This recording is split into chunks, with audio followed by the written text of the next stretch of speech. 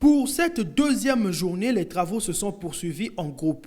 Repartis en 4 groupes de travail, chaque ministre a eu à faire des propositions en lien avec la thématique du groupe auquel il appartient. Le groupe 1, dirigé par le ministre d'État Firmin Aïssa, en charge de la fonction publique, a planché sur la rationalisation de l'État.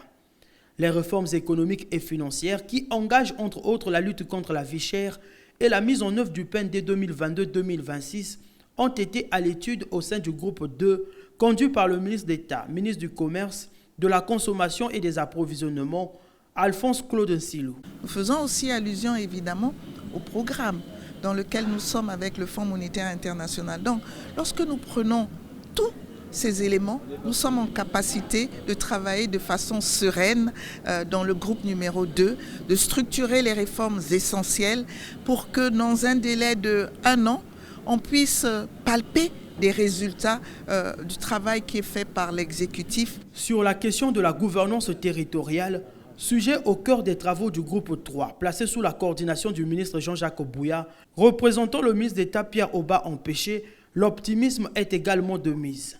Quant au groupe 4, l'essentiel du travail consiste à donner du tonus au renforcement de l'état de droit au Congo. Ce n'est pas maintenant que nous le commençons. Nous sommes en train de l'approfondir parce que le concept état de droit, c'est la base même de la fondation de notre République.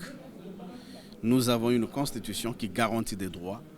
Nous avons des institutions qui ont la responsabilité de conduire les politiques publiques.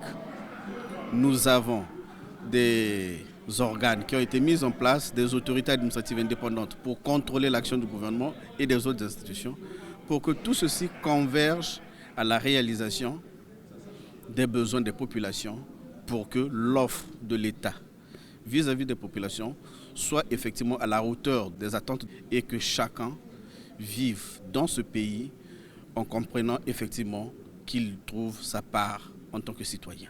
À la différence des autres éditions, ce 4e séminaire gouvernemental dresse le bilan d'une année d'exercice du gouvernement Makosso et décide des actions hardies à entreprendre pour les mois à venir.